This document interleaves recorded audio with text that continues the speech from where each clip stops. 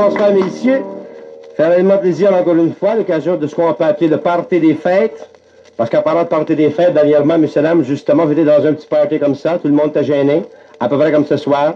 On commençait par prendre un coup pour casser la glace. On finit par casser les meubles, pendant dernier on était chauds, on s'est cassé la gueule.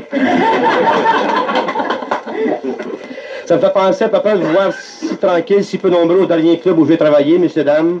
Il y avait tellement peu de monde qu'on travaillait en anglais qu'on disait « Good evening, tables and chairs ». Il y avait tellement peu de monde dans la place que le waiter, c'est-à-dire le patron, il engageait des waiters nains pour faire paraître les drinks plus gros. Mais c'est des ans, ces patrons de club-là. Ils ont toutes sortes de petits trucs, vous savez. Même les voitures sont tellement indépendants aujourd'hui qu'ils me font penser à Miami. Ils ont toujours la panne tendue. J'ai demandé tout bonnement à un waiter comme ça, j'ai dit, mon cher ami, à quel heure est le spectacle? Je le regrette, mon ami, c'est pas ma section. Ça me fait plaisir, messieurs, dames, d'enregistrer mon 3e disque, mon 3e record. J'ai un 4e record, si vous voulez l'avoir. Vous n'avez qu'à écrire à Bordeaux. Seulement, moi, j'ai pas honte de ça, messieurs, dames. C'est pas un gars de rien qui m'a envoyé là à Bordeaux. C'est un juge. Puis si j'ai de l'air si heureux soir, messieurs, dames, c'est compréhensible, c'est que j'étraîne un nouveau char, une nouvelle voiture. Le char préféré de la femme, l'os mobile décapotable. C'est un char que j'ai acheté sur un dealer, un vendeur du nom de Florian Roy. C'est un beau nom, ce Roy, pour vendeur de char, hein? Florian Roy. Une fois que vous avez vendu le char, la finance est payée, il est roi de votre compte de banque, de votre femme et de la balance avec.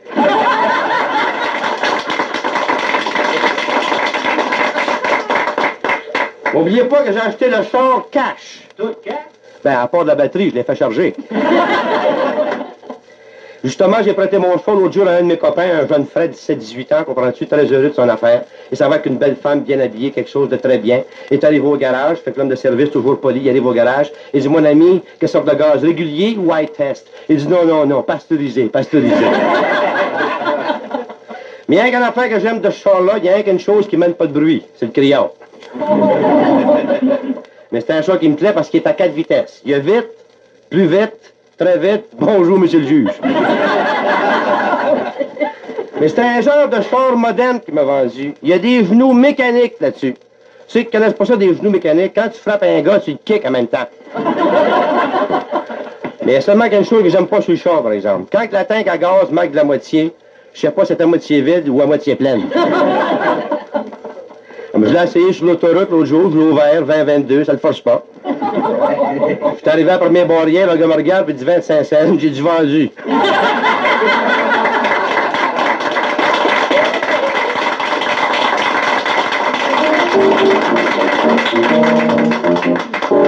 Mais je suis fier de mon char, messieurs, dames, parce qu'il peut dépasser n'importe quoi à sa route, à longtemps que ça s'en vienne dans la direction opposée.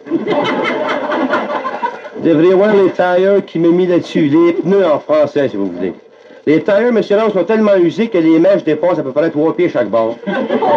J'ai frappé un gars l'autre jour sur l'autoroute, croyez-moi ou non, je l'ai fouetté en même temps. Il y a un de mes chums qui a un de mes chars pareil comme le mien. Mais lui, il aime tellement son char, il le traite comme un bébé.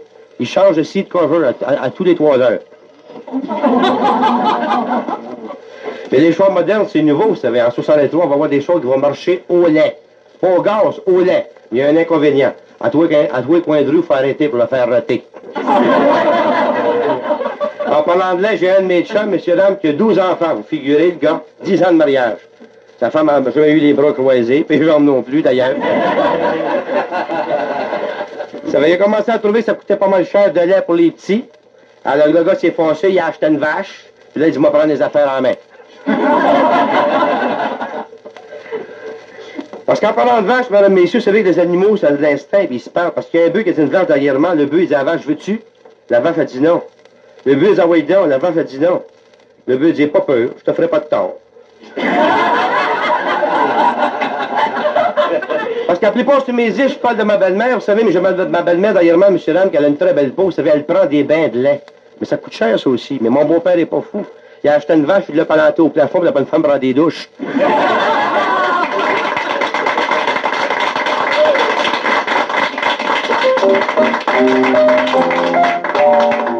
Après avoir fait un petit tour un peu à la campagne, monsieur Ram, on a vu un habitant qui avait une famille de 15 enfants, lui aussi, puis ils étaient tous pris du flux.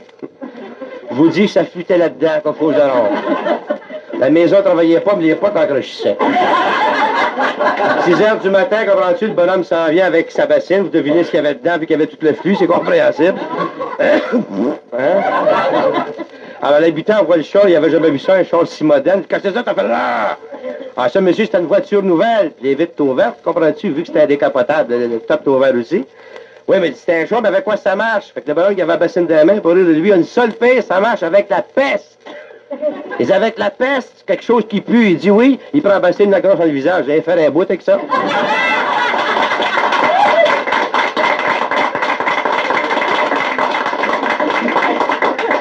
Parce que le show où je suis allé l'autre jour, monsieur Lam, il appelle ça un car wash.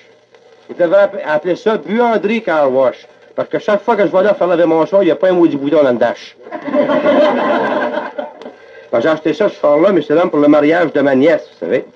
Avant la fête, un beau mariage, j'ai marié un petit gars qui a très bon cœur, il a acheté une belle bike 18 carats, il y a même un trou dedans, mettre une pierre. J'ai demandé qui est le marié, mais je marié un soldat. Ah, j'ai dit, c'est beau ça, mais j'ai dit, est-ce qu'il y a un furlot, ton soldat? Ah, si vous me dites, mon oncle, qu'il y a un beau furlot, mon soldat. J'ai dit, est-ce assez long, son furlot? Ben, je sais pas, mais je mets 2 mains dessus, il en dépose un petit bout.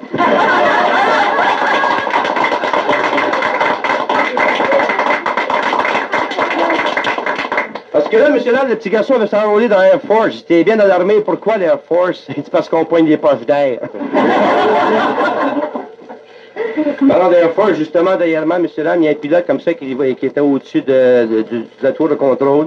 Il dit comme ça, le gars qui est en charge dans le contrôle, il dit, mon cher ami, ça va très mal, j'ai un moteur qui fait défaut, il m'en reste 5-3.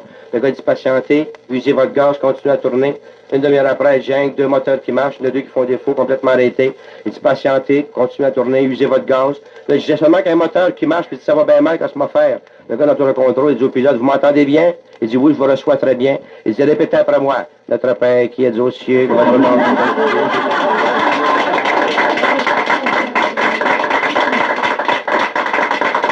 Il n'y a pas longtemps, mais c'est là où j'étais dans un avion comme ça, vous savez, qui était en train de crasher. Il y avait 2 vieilles filles assises dans un coin, puis un bon vieux rabbin assis dans le coin.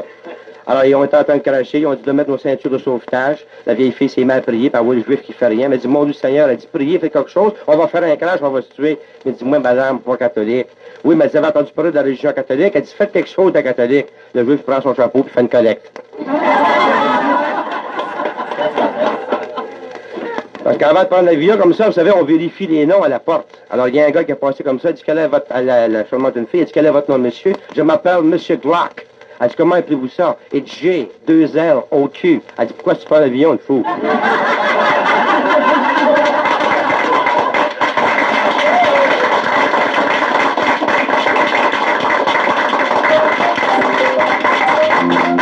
Parce que moi, une fois, monsieur, j'ai fait un petit voyage comme ça en avion, j'ai entendu une voix en arrière qui me dit, prends pas l'avion.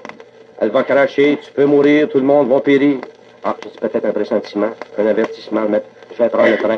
Je m'en vais à la gare, ça me disait comme ça en arrière, prends pas le train, il peut dérailler, mon vieux, puis tu vas mourir avec les autres. Bon, il y a quelqu'un qui m'aime.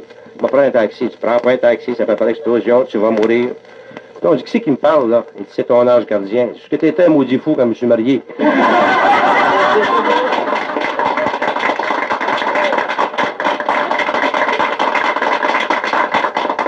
Parce que quand il s'est marié, mon petit copain, je parlais de tantôt, celui qui marie ma nièce, monsieur Lam, son père, il a demandé, il dit, mon ami, qu'est-ce que vous faites dans la vie pour faire vivre ma fille? C'est bien ça, monsieur, je suis manœuvre. Ah? Elle dit, qu'est-ce que c'est, ça, manœuvre? Elle dit, manœuvre, le père, il connaissait pas ça. Elle dit, le matin, là, je commence à 8 heures. Je charge le mono, et je monte en haut, décharge le mono, descends en bas, je charge le mono, monte en haut, décharge le mono, charge, décharge, décharge, charge. Le bonhomme, ça doit être dur, cette affaire-là. Et tu sais pas, je commence demain matin. Parce qu'ils ont fait des cours de préparation au mariage. Ils leur ont montré comment laver un bébé, la nouvelle méthode. C'est très simple. Tu prends le bébé, tu le maudis dans l'eau. S'il vient trop rouge, parce qu'il est trop chaud. S'il vient bleu, parce qu'il est trop froid. Si le bébé vient blanc, c'est parce qu'il était sale. Quand je suis allé dans un hôtel l'autre jour, monsieur Lam, où l'on ne recevait que des nouveaux mariés. C'était quelque chose de très beau. Mais dans l'hôtel, moi, j'étais curieux, je voulais sentir, j'ai regardé dans le trou de la serrure. Le premier marié qui était là, il chantait Night and day, you are the one. J'ai trouvé ça pas pire. La deuxième chambre, c'est une fille découragée, parce qu'elle chantait Give me 5 minutes more, only 5 minutes more. Là, je vais dans la troisième chambre, ça veut dire des gars bien en amour, ça veut dire des mariés assez âgés. Ils chantaient, elle chantait No can do, no can do. Dans le chant numéro 4, ça chantait pas, mais pour moi, la fille, c'était une mangeuse de chocolat parce qu'elle était là. Oh Henry, oh Henry, oh Henry.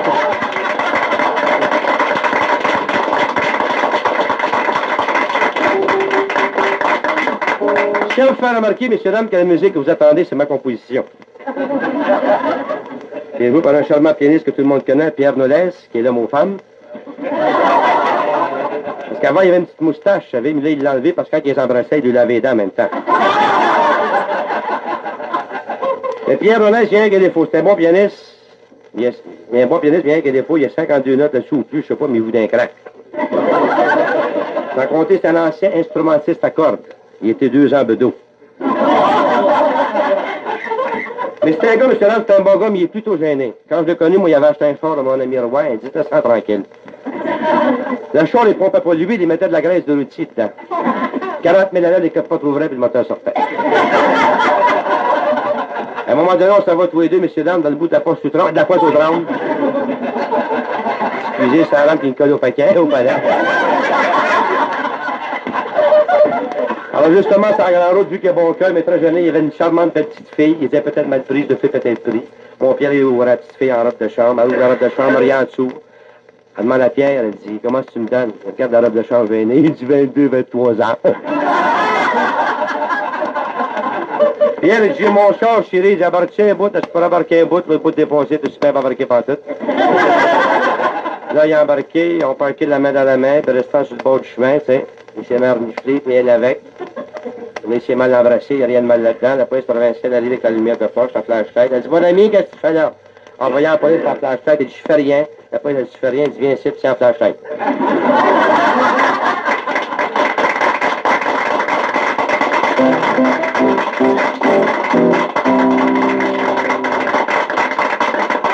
Parce qu'un peu plus loin dans le pâturage, il y avait justement un bœuf qui lichait le cou d'une vache. Pierre, pour foutre la petite fille, regarde si ces beaux animaux ils ont de l'instinct, regarde le bœuf qui liche le cou de la vache. Elle dit, c'est beau de voir ça, chérie. Pierre, tout en amour, il dit, veux-tu m'en faire pareil? Elle dit, vas-y, moi t'attendre. Quand on va à l'école avec lui, notre Pierre Nolès, on avait beaucoup de plaisir, messieurs dames. Moi, je charriais chez lui, puis lui, il charriait ma vieille. Et quand elle allait dans son bureau, puis il trouvait jamais son rasoir. Il était tellement longtemps dans la 3e année qu'il pensait que c'était le professeur. Elle me dit une fois, elle dit, Pierre Nolès, le petit noir, elle dit, oui, mademoiselle. Elle dit, quelle est la partie principale de ton anatomie? Il dit, de mon nombril, mademoiselle. Elle dit, votre nombril, comment ça? Il dit, oui, je ne savais pas mon nombril quand je mange mon céleri le soir, je mettrais mon sel. Elle dit, Pierre, qu'est-ce qu'un nudiste? C'est un homme qui a un habit avec un bouton. Elle dit, comment, Pierre, connaissez-vous de gare dans la grande ville de Montréal? Il dit, 9 gares. Elle dit, 9? Mais nommez-les-moi, je n'en connais pas tant que ça. Il dit, la gare Windsor, la gare Centrale, la gare Jean-Talon, la gare, mais il y en manque 6. Il dit, les 6 gares, fait que top.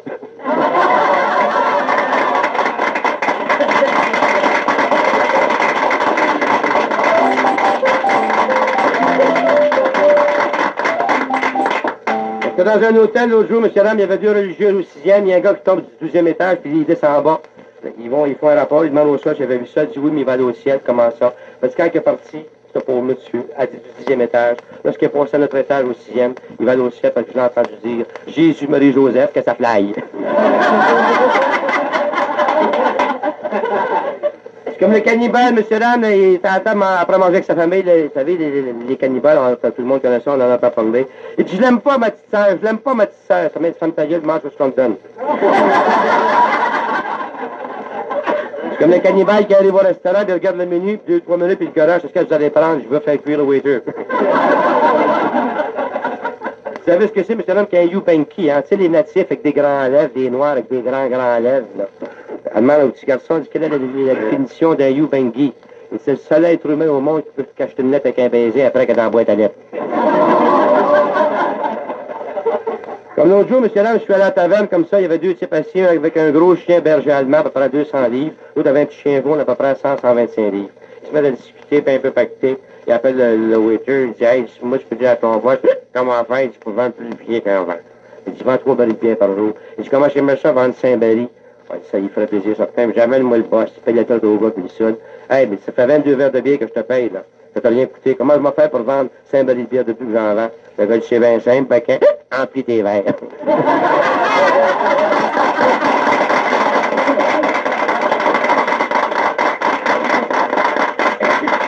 Fait que là, ils ont continué à discuter, les deux gars, avec les chiens, puis ils étaient pactés aussi. Il y en a qui disait à l'autre, il dit, mon gros chien berger, il mange ton chien jaune dans 2 secondes. Le gars, je suis prêt à faire une gageuse, puis il gage 100 $. Il amène les chiens dans le cours, la bataille commence, le gros chien berger de 200 livres, avec le chien jaune de 100 livres. Le chien jaune dans une plaque, en 2 bouchées, il mange le gros chien berger. Le gars vient pacter, il dit, maudit, c'est un peu ça, ce chien-là. Le gars dit, je sais pas, c'est mon chum qui est venu d'Afrique, il m'a amené ça, puis j'ai trimé la tête paquée.